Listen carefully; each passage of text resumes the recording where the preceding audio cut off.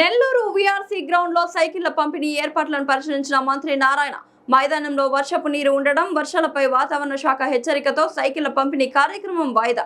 మంత్రి నారాయణ పాయింట్స్. నెల్లూరు నడిబొడ్డులో ఉంటే వీఆర్సీని గత ప్రభుత్వం మూసేసింది.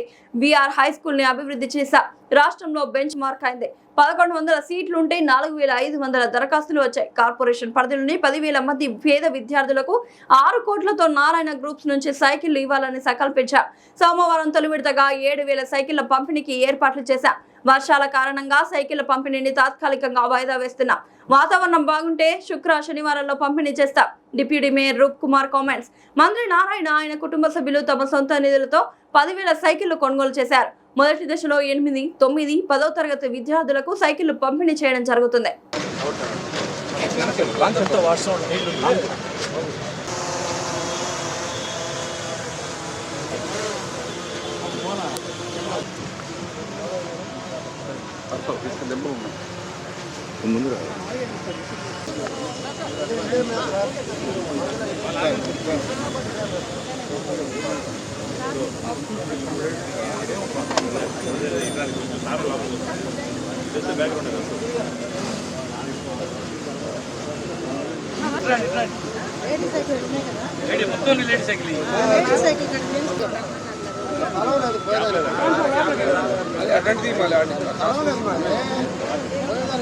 Okay sir.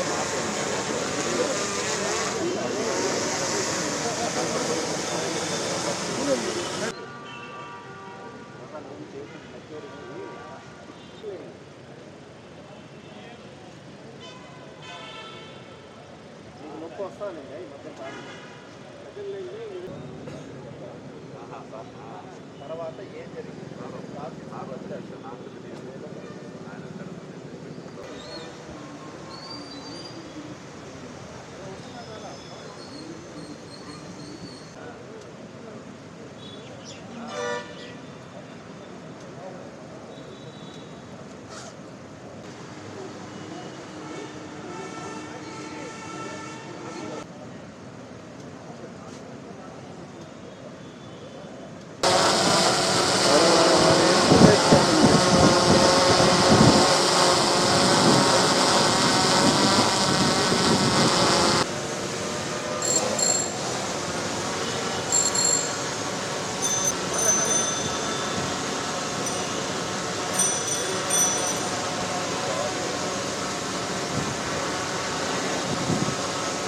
ఇదంతే వాడు